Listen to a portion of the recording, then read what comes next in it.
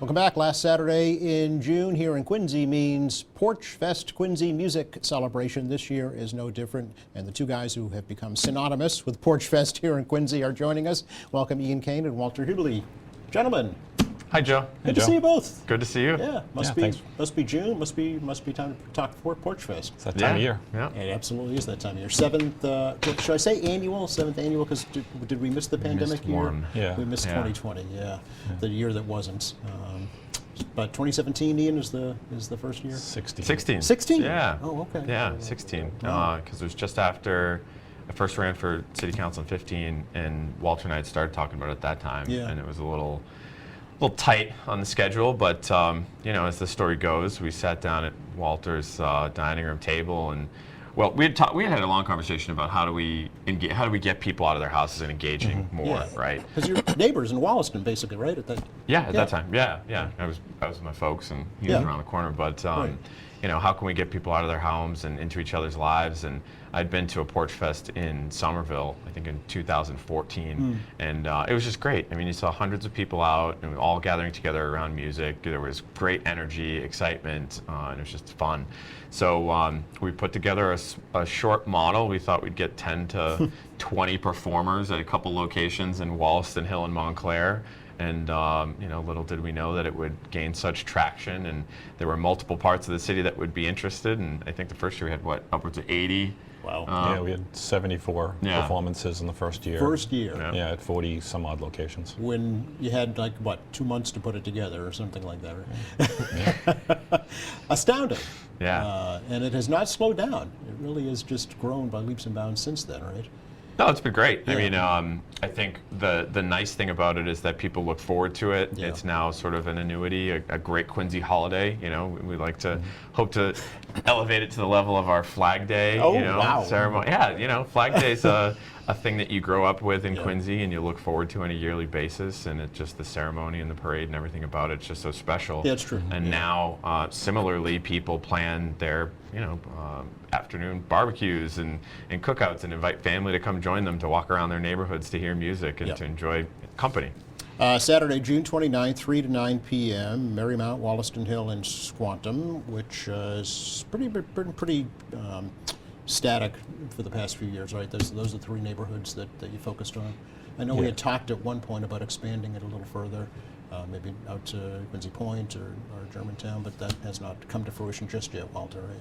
Yeah, I mean, there's been a number of inquiries about, how to bring it out to different parts of the city. Yeah. We really put it where we saw the most organic interest in it, where Yep. we got the most requests for the event. And, there isn't, of course, an unlimited amount of bands available to Right. donate their time. So in order to make sure that all of our bands have a good audience in front of them, because they're giving of their time and talents, we decided to kind of keep it a little bit contained into where we saw the most interest. And Yeah. so that's kind of where it's been. Okay, so let's get some of the details, if we can, Walter, about how many bands so far, how many porches so far, what's Yeah, left to be sure. done. So Yeah. in each neighborhood, we average about 15 or so porches per year, and then we get about 30 or so bands in each neighborhood. Wow. Right now, we're on track. I haven't done a recent count, but we're probably just over 100 bands already registered, and there'll be some cancellations, but that'll shake out to be Yeah. about 110, 120 bands like Okay. we do each year.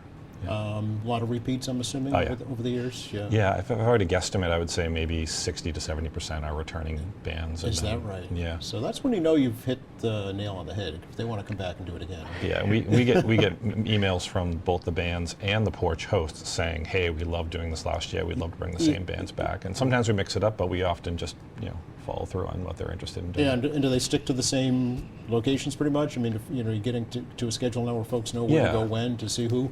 And I'll tell you, that definitely makes it easier for the people attending again Yes. to know kind of where the layout is, and Yeah. it also makes it much easier for our organizers because they've already worked with the bands and the porch host Yeah. before, and it's just easier to coordinate. So Yep, yeah. They know the little nuances that they Yeah. require for their performance, or vice versa, right? Oh, yeah. And the spectators, the fans know where to go to see their favorite band. Yeah, absolutely. It's a win-win-win. Really, it really is. When you think about it, it's so you've got the city is winning, right? You've got the bands are winning, and the audience is winning. Absolutely. So, Yeah. what's bad about it? And everybously contributing, Right, exactly. right? Yeah. So, it's an all volunteer effort. The bands aren't being compensated, the hosts aren't being compensated, and everyone's giving their time for people to come and enjoy. So that's the best part of it.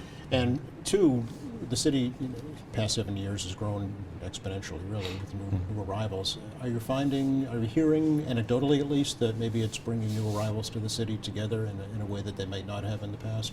That it's improving economic situations in Quincy. I'd love to be able I don't know about that, to draw but connections to that. Certainly social connections, Yeah. at least. I absolutely think social connections. Yeah. 100%. I think that was, if that was the original intent, Right. Then that goal has been met. Yeah.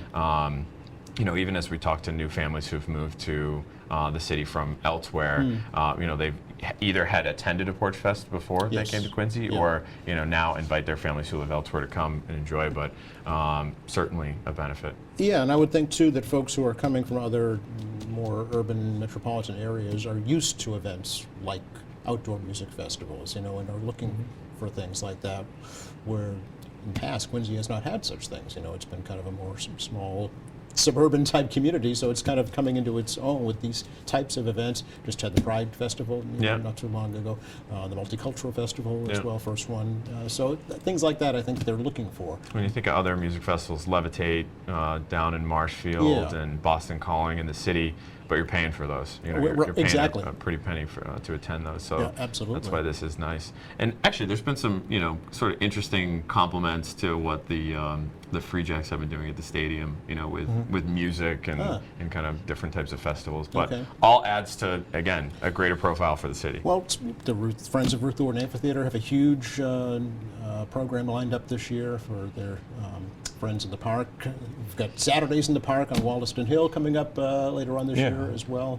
Yeah, I'd like to say that Porch Fest sort of functioned like a catalyst for live music outdoors. Yes. I'll make that claim. Because until we did what we did, there really wasn't a lot of that going on, and now it's great to see Friends of Ruth Gordon putting a great program together last year as well as this year. Yeah.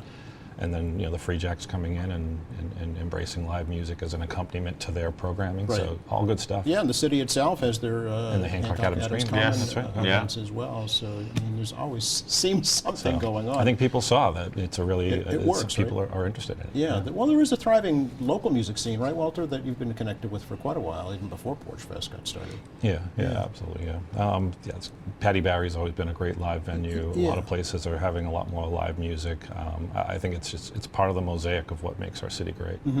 So we talked a little bit about logistics of that actual day. Again, Saturday, June 29th, 3 to 9 p.m. How does Porch Fest Quincy work? All right. Well, we have a website. Yes. And social media. Yes. And that's a good place to start if someone's new and trying to acquaint themselves with Porch Fest. About a week to 5 days before the event, we will publish the schedule. Okay. We will publish 3 PDFs, which will have each neighborhood's map and schedule on it. And then on the website, there'll be a Google map that will also allow you to, in real time on your phone, just figure out where you are and where the bands are playing and when they're playing. Okay. And so you show up to any one of the 3 neighborhoods at 3 o'clock and just enjoy the music, walk around. In a few of the locations, there'll be some food options, and just spend the day and get to meet people and explore new music that you might not otherwise have a chance to see. Yeah, will you be able to see on that map what kind of music that band will be performing? Not so much on the printed map, all right. but on the online map. We will have an indication of what the genre is for the music, as well as some links to some of their online content. Oh, good. So ahead of the event, you can familiarize yourself with some of the music and so forth. Yeah, just thinking if you're not aware of a particular band or what type of music that they perform. If you wanted to take in classical and you ended up at country or something, or vice versa. Yeah. But that could be part of the fun, right? Well, just true. show up and explore something new, right? Yeah. You never quite know what you might enjoy and who you might meet. Do the bands take requests during their performances from the audience? I don't know that I've seen that. Okay. Yeah, I don't know that I've seen A that. couple might, Yeah. but I don't know if I've seen it either. But I could think of a couple that would. Okay. But might be something for the next year. Right. So now, logistically, in terms of street closures, do we have to worry about any of that? Or? So the Porch Fest team doesn't necessarily close down streets, but some of the neighbors in the neighborhood, on their own, filed for some. It's called block party permits. Yes.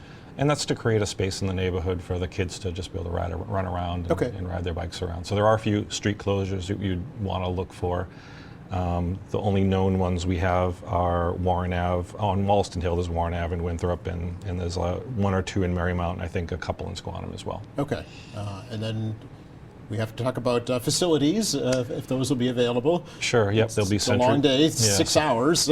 Yes, centrally located porta potties throughout the Okay. performance areas, yes. All right. And those will also be on the map as well. Oh, okay, very good. Is it designed to kind of walk the route, the venues? Is that Yeah, the best way? we try to keep the porches close, but not too close, Yeah. so that they're kind Not of interfering, overlapping right, with each yeah. other, and so that it's within a walkable distance, so that you can catch different parts of different performances Right. when you're in a single neighborhood, Yeah. and so that there's a critical mass of people there to listen to the bands. Do you have any sense for about how many folks participate every year? Spectators? I mean, it's difficult because it's not a ticketed I event, know, right, but I can tell you that on the day of the event last year, 11,000 people downloaded the PDF schedule. On the day? On the day. Really? Well, sorry, the day before and during the day. 11,000 people. Individual Downloads? clicks in Okay. to download the schedules. And so you could take that and extrapolate from there. A lot of people use their phone. A lot of people don't even download the schedule. Yes. Yeah, I would ballpark it in the 15,000 range. Wow, that's amazing. Ian, can we talk a little bit about the folks behind Porch Fest? Walter mentioned the team, so am I looking at the team here? Yeah, there's been people who've jumped on the squad over the years Okay. who've been awesome, who run point. Kathy Hubley, school committee member, and obviously Walter's wife, Yes. has been instrumental in this program as well for many years since its inception. Yeah. She runs point on Wollaston Hill. In Marymount, we've got Bill Lebo, and we have Stacy LeMay out in Squantum. Okay. Yeah. Yeah, and this year we have two additional team members that have actually recent move-ins over the past couple of years, See, Stephen yeah. and Savannah Balkan up in Wollaston Hill. So I think Kathy's kind of getting them up to speed on how to be the point people for that neighborhood. Excellent, to yeah. just get a bigger bench and a little lighter work for each person. Right, So, yeah, I think it's important to recognize these folks because, as you say, they're donating. their yeah, time. absolutely. Yeah. They've hosted for the past couple of years, and I don't want to speak for them, but Yep. they have told us that this was a great way for them to meet their neighbors that they otherwise hadn't. Yeah. Sometimes you can live in an area and walk by someone's house 1,000 times, but never really have that conversational true, opportunity. yeah. And Porch Fest creates that opportunity. Nice icebreaker. It's a common denominator, Yeah. right? Music and food. Oh yeah. Ian, I see on the flyer that Porch Fest Quincy has received, is it some grant money from the Mass Cultural Council? Yeah, hey, that's been. Oh, Walter? Yeah, Walter's got that one. Okay. Yeah, so they gave us a grant originally when we first kind of got it going, Yeah. and then since then we've been reapplying to their festival funding. We get about $2,000 from them each year. Excellent. Okay. What's that used for? Signage, website, printing, all the different T-shirts, things. Yeah, perhaps? exactly. Okay. Pre-print. Yeah, there's a lot that goes into it, and then we also fund the event by selling T-shirts Yes. as well. And Do tell. yeah, so that we've got a T-shirts for sale on the website. They'll be for sale at Okay. different locations on the day of, and they're going to be for sale tonight at the beer release party that we can talk about as well. Oh yeah. So, By the way. yeah. Getting to that. As if we hadn't had enough already to. That is last year's shirt? I think this is maybe 3 years ago. Okay. What color is Yeah. the shears? This year is green with black print on it. Okay. All right. See it on the website. Yep, absolutely. Okay. Beer. Ian, you want to talk about beer, I guess, right? I mean, I'll talk about beers too, but Walter's point on everything here. So Okay, yeah, he all right. runs like the partnerships. He's running the sponsorships. So So you're just the eye candy? Is that it? yeah. And, That was my job. You want to trade? Sure.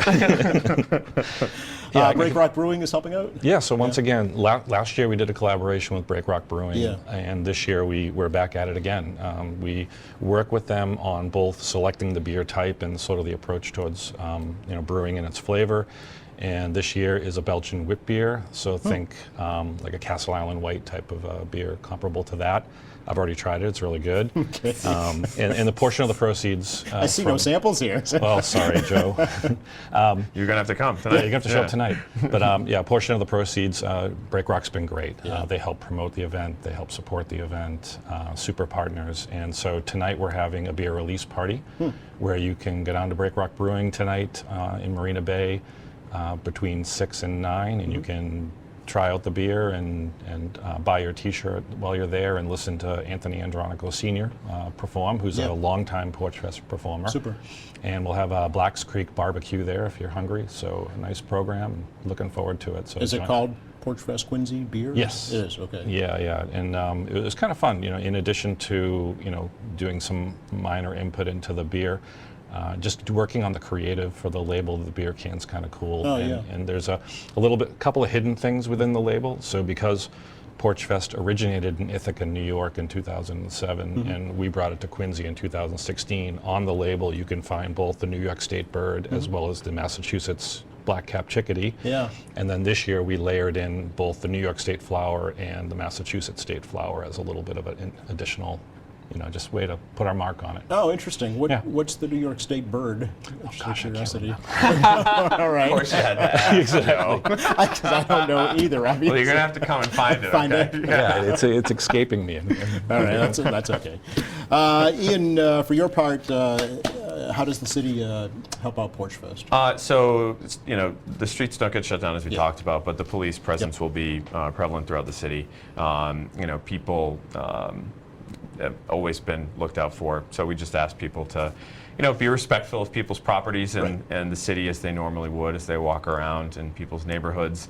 But there will be, police around to help in some certain areas, especially where there's, high traffic for people to cross. I'm just thinking, just very, matter of factly, trash receptacles. I mean, is that something that you consider or take care of? Near the, certainly like in the public parks, Yeah, there, okay. there exist, and then in places where there are food service, where some of the food trucks will be, there will be as Gotcha. well. Yeah. All right. Yeah, we've in the past also asked a lot of the porch hosts to put out a barrel Good in idea, front of yeah. their home, Yeah. and they've Or been recycle gracious bin, about doing perhaps, that. yeah. And the city's been great about going right after the event, in fact, on Sunday to, hit the parks and make sure they empty out all the barrels Yes. from there, and then they kind of drive around.